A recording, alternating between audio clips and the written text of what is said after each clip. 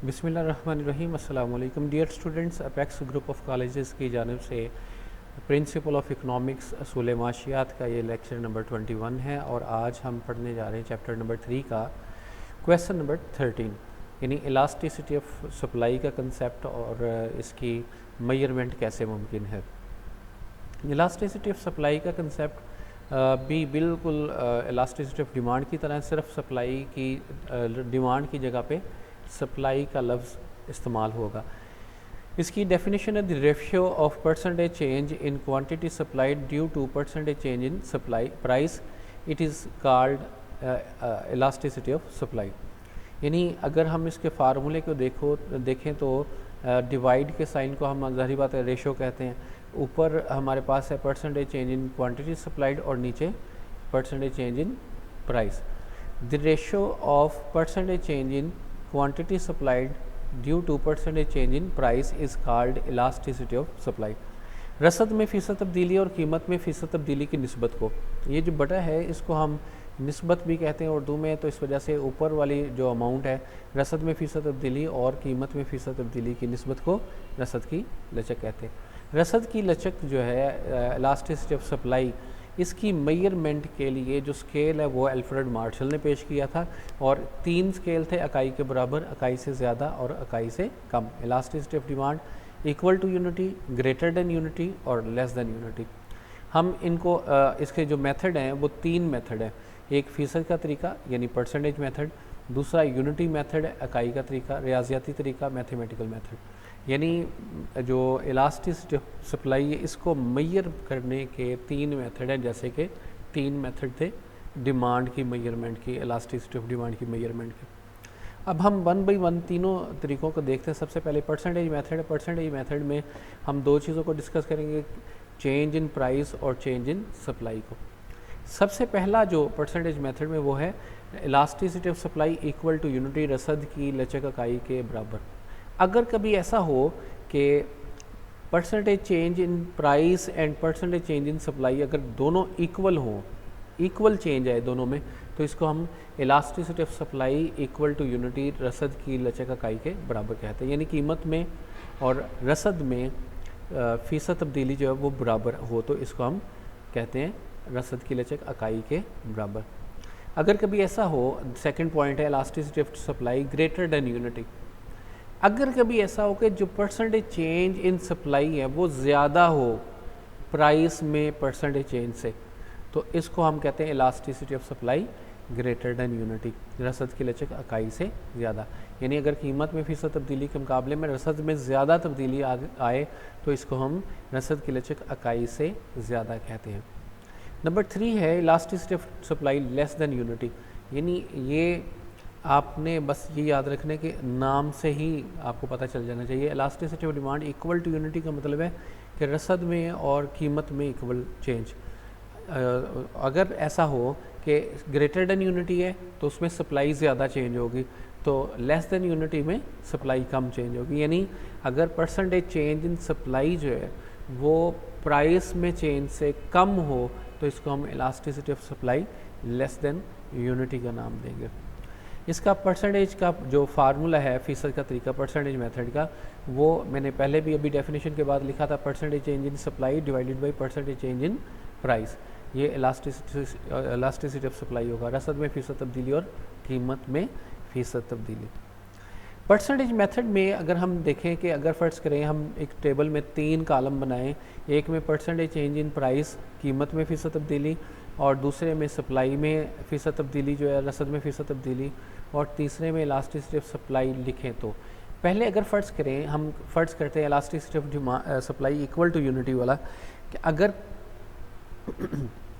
Price में 10% change आए और सप्लाई में भी 10% चेंज आए, दोनों में 10% चेंज आए, तो इसका फार्मूला जैसे हमने पढ़ा था कि रसद में फ़ीसद तब्दीली बटा कीमत में फ़ीसद तब्दीली है।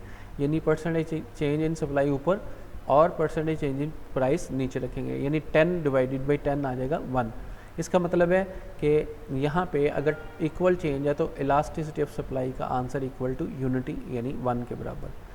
अगर कभी ऐसा हो कि रसद में ज़्यादा चेंज है 15% और कीमत में कम चेंज है 10%, तो 15 डिवाइडेड बाई 10 आ जाएगा 1.5, ये ग्रेटर देन यूनिटी, यानी ये आंसर एक से ज़्यादा है। इसी तरह थर्ड पॉइंट है elasticity of supply less than unity. अगर कभी ऐसा हो कि रसद में कम फ़ीसद तब्दीली हो और कीमत में फ़ीसद तब्दीली ज़्यादा हो, यानी 5% रसद में जो परसेंटेज चेंज है और 10% चेंज है प्राइस में, तो 5 डिवाइडेड बाई 10 आ जाएगा 0.5, ये 1 से लेस है, इसको हम कहेंगे elasticity of demand less than unity. अब हम सेकंड मेथड की तरफ मूव करते हैं, यूनिटी मेथड, इकाई का तरीका। यूनिटी मेथड में हम सबसे पहले एक्सप्लेन करेंगे elasticity of supply equal to unity, इकाई के बराबर को। If the ratio of change in supply and price is equal elasticity of supply set to be equal to unity. अगर प्राइस में और सप्लाई में एक ही रेशियो से चेंज आए तो इसको हम कहेंगे elasticity of supply equal to unity, यानी रसद में तब्दीली और कीमत में जो तब्दीली है वो एक ही निस्बत से हो तो इसको हम रसद की लचक इकाई के बराबर कहते हैं। अब हम इसका गोशवारा देखते हैं। गोशवारे में एक तरफ हम कहते हैं कि 10 प्राइस पे 20 सप्लाई, 15 प्राइस पे 30। अब यहाँ पे 1.5 टाइम्स ये प्राइस इंक्रीज़ की है, यानी डेढ़ गुना कीमत बढ़ी और 1.5 गुना ही हमारी सप्लाई बढ़ी। 1.5 गुना कैसे कि इसका देखें 10 ने 10 में 5 प्लस किया, इसका हाफ 20 में इसका हाफ प्लस किया, ये 30 हो गया, यानी 1.5 गुना ये बनी बढ़ गई और 1.5 गुना ये बढ़ गई, यानी दोनों में एक जितनी चेंज है तो इसको हम elasticity of supply equal to unity इकाई के बराबर कहेंगे। इसी की मदद से हम देखते हैं इसकी डायग्राम। सबसे पहले एक्स एक्सिस, दूसरी तरफ आप वाई एक्सिस। एक्स एक्सिस पे आप रखेंगे सप्लाई और इधर प्राइस, ये पॉइंट 0 होगा ओरिजिन जो है और जहाँ पे महवर, और इस तरफ आपने क्योंकि रसद रखनी है, रसद 20 और 30 है, मैक्सिमम 30 है, मिनिमम 20 है, लेकिन 0 के बाद हम 10 का डिफरेंस है तो 10 का डिफरेंस इधर रखते हैं, 0 के बाद 10, फिर 20, फिर 30। इसी तरह प्राइस क्योंकि यहाँ पे 5 का डिफरेंस है तो 0 के बाद आप 5, फिर 10, फिर 15 रखें ताकि आसानी हो जाए हमें। अब जो हमारे पास पहली जो प्राइस है वो 10 है और उसके ऊपर 20 सप्लाई है। 10 को हम डॉटेड लाइन से आगे की तरफ मूव करेंगे और 20 को ऊपर की तरफ, 10 को दाएं तरफ, और ये एक पॉइंट हमारे पास बन गया। दूसरी सेकंड जो प्राइस है वो 15 है, उसके ऊपर सप्लाई 30 है। 15 को आप राइट साइड पे मूव करेंगे और 30 को ऊपर की तरफ डॉटेड लाइन से मिलाएंगे। जिस जगह ये दोनों डॉटेड लाइन आपस में मिल गई, यहाँ एक पॉइंट बनाएंगे और ये दोनों पॉइंट्स मिलकर सप्लाई कर्व बनेगा जिसे हम एस का नाम दे रहे हैं। अब इसको हम कहते हैं elasticity of supply equal to unity. अब ये आपको सिर्फ डायग्राम देखकर कैसे जज कर सकते हैं कि ये elasticity of supply equal to unity का कर्व है। अगर आपके पास सिर्फ सामने डायग्राम बनी हो और इस कर्व को आप अगर ओरिजिन की तरफ मूव करें डॉटेड लाइन से, ये डॉटेड लाइन आपने अपने डायग्राम में नहीं लगानी, सिर्फ समझाने के लिए बता रहा हूँ। अगर ये डॉटेड लाइन ओरिजिन में से गुजरे, यानी अगर आप सप्लाई कर्व को आगे ओरिजिन की तरफ मूव करते जाएं और ये ओरिजिन में से गुजरे, महवर में से गुजरे, तो इसको हम elasticity of supply equal to unity कहेंगे। और आगे हम चल के देखते हैं, अगर वाई एक्सिस पे से गुजरे ये डॉटेड लाइन तो ग्रेटर देन यूनिटी है, और अगर ये एक्स एक्सिस से गुजरे तो लेस देन यूनिटी है। सेकंड है greater than unity. Greater than unity की डेफिनेशन है if the ratio of change in supply is greater than of price. अगर सप्लाई में ज़्यादा चेंज आए प्राइस से तो इसको हम elasticity of supply greater than unity इकाई से ज़्यादा, रसद की लचक इकाई से ज़्यादा कहेंगे। अब इसको भी हम गोशवारे की मदद से देखते हैं कि अगर 10 प्राइस हो और 20 ही सप्लाई हो और 15 अगर प्राइस हो जाए, प्राइस बढ़ जाए तो सप्लाई भी बढ़ जाएगी। यहाँ पे अगर गौर करें तो हम इलास्टिसिटी ऑफ सप्लाई को ज़्यादा चेंज किया, कीमत में 1.5 टाइम्स इजाफा हुआ है, इंक्रीज़ हुआ है, यानी 1.5 गुना कीमत बढ़ी है, लेकिन सप्लाई जो है वो 2 गुना बढ़ी है, यानी 20 2 40। तो इसमें हम वासे देखें 2 गुना इसमें चेंज हुई है, इसमें 1.5 गुना है, तो ज़ाहिर बात है सप्लाई ज़्यादा चेंज हुई है। इसी चीज़ को अब हम टेबल में देखते हैं। एक्स एक्सिस ड्रा करें, वाई एक्सिस ड्रा करें। एक्स एक्सिस के ऊपर सप्लाई, वाई एक्सिस के ऊपर प्राइस रखें, फिर उसके बाद इसको ओरिजिन को 0, फिर 10, 20, 30 और ये 40, क्योंकि अब रसद जा रही है 40 तक। अब इनके दरमियान 20 का डिफरेंस है, आप डायरेक्ट भी 20 और 40 रख सकते हैं, लेकिन 10 का डिफरेंस क्योंकि हमने पहले रखा था, इसी वजह से हम इसको भी 10 का डिफरेंस रख रहे हैं। इधर 5 का डिफरेंस था, 0 के बाद 5 प्राइस और फिर 10 और फिर 15।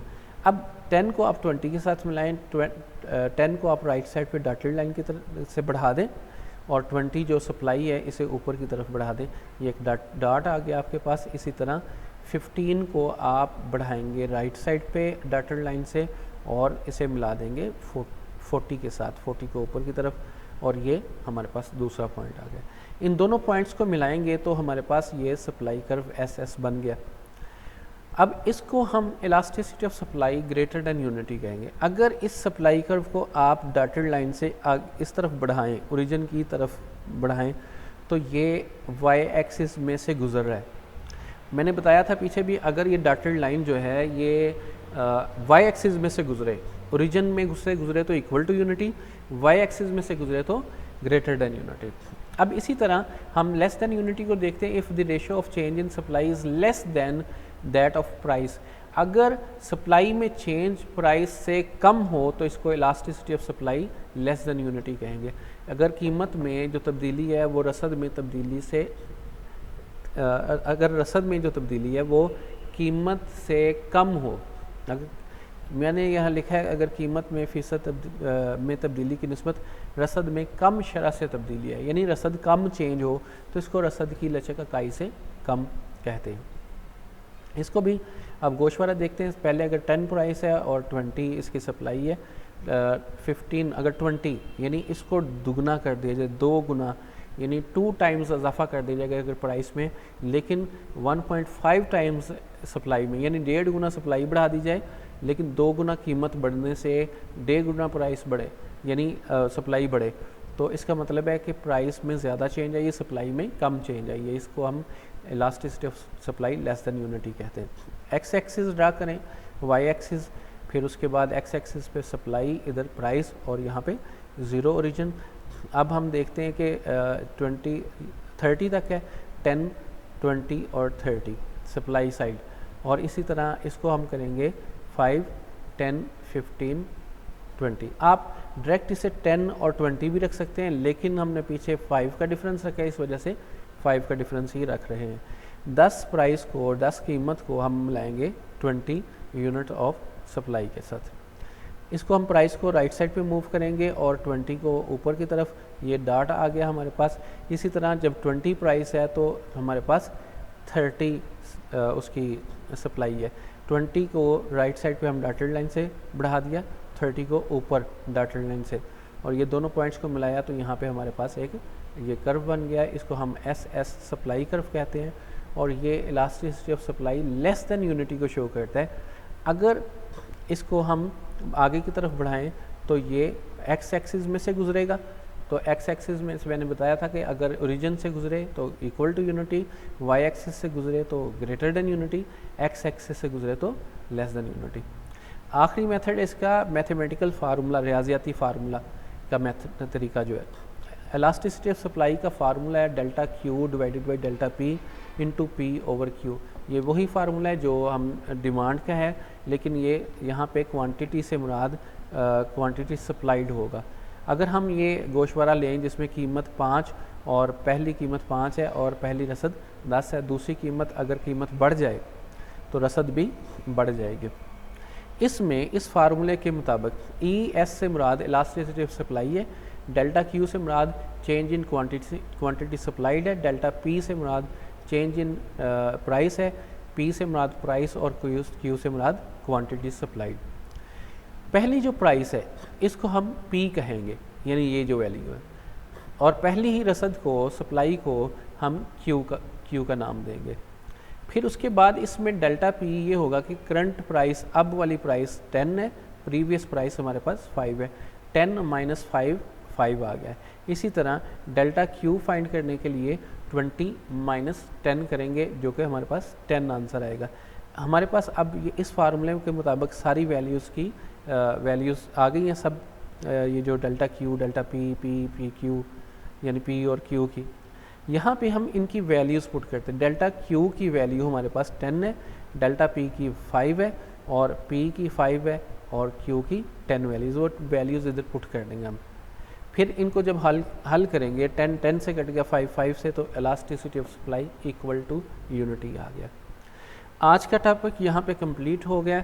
इंशाल्लाह नेक्स्ट लेक्चर में मिलते हैं। अपना ख्याल रखिएगा। जज़ाकल्लाह, अल्लाह हाफिज़।